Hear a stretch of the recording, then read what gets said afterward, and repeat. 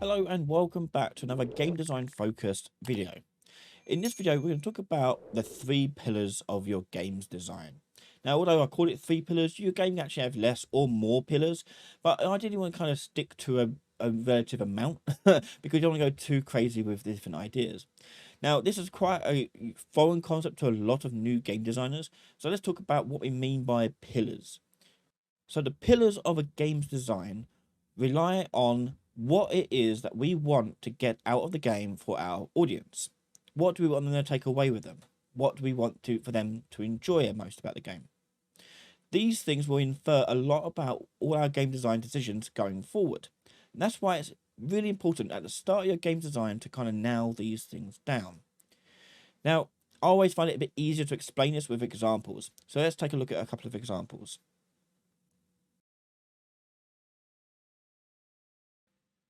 Okay, so let's take a look at Doom. Doom is a fast-paced first-person shooter, and it is trying to recapture the feeling of the original Doom that came out early 90s. Doom is all about speed and aggression. Everything you do in this game is all about going fast, going hard into enemies. And every mechanic is designed around these key concepts about being aggressive. The gameplay, the style, the music, the character design, everything about it is aggressive. And this has influenced the speed of the character, the way we reload, the animations, the lighting, the effects, everything is related to this aggressive nature of the game. You are meant to be the one killing them. They should be afraid of you, not you afraid of them. And furthermore, going back to the pillars of the original Doom, they went off on the exploration tangent as well. In the first original Doom back in the early 90s, players would be finding themselves exploring levels and finding hidden secrets. Much the case in these games. The levels are more open than a typical first-person shooter linear campaign, and a lot more options are available to you in how you approach a problem. Every time you encounter enemies, it's like a little puzzle. Every room has many options for you to approach it, and you've got this sort of ballet of combat with them. And a lot of games do this if they are trying to reinvent themselves. They'll go back to what made their game popular originally, look at what the core pillars of that game's design are, and apply them to a new setting.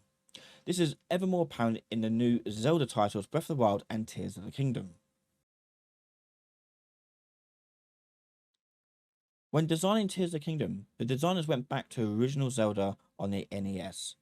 And if you ever played the original Zelda, it's very different from the Zelda like Ocarina of Time or Majora's Mask. Instead, you're presented with a very open world where you can approach the problem however you wish, in whichever order you wish. And they kind of took that approach with the Breath of the Wild, trying to recapture that sort of same feeling of the original Zelda games. So it brought back the open world, multiple choices the player could do, and tackling the problem however they wish.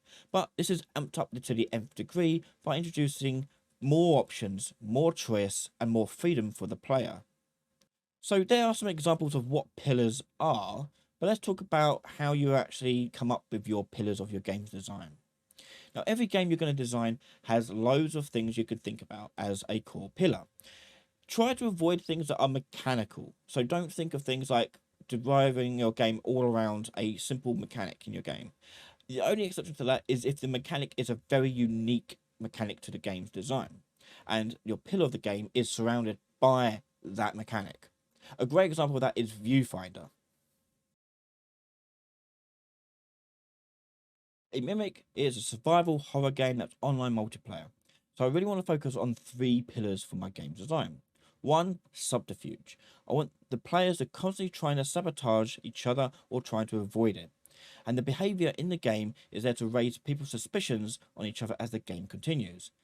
Number 2 is paranoia. Because of the unique ability of the Mimic to shapeshift into other players, and distrust is always going to be present amongst the group. Players will be paranoid about who is on whose side. And finally, investigation. Players should be encouraged to investigate the ship, not just hide from the scariness, but actually be forced into the ship to solve problems and help teammates. Notice that none of these are really to any sort of horror specifically, and none are related to any mechanics specifically. but they are different feelings I want the player to have whilst playing the game. And these are all led into the game's design.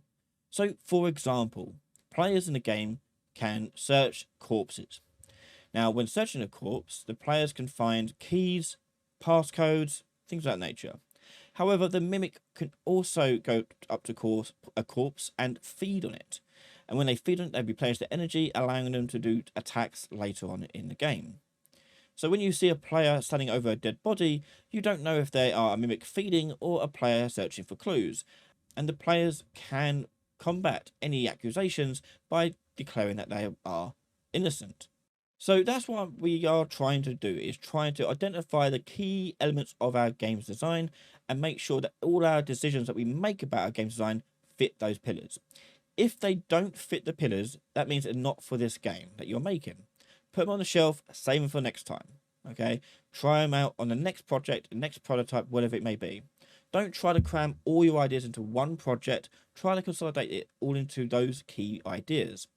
The moment you don't have these key principles now down is the moment where your project goes awry and it's directionless.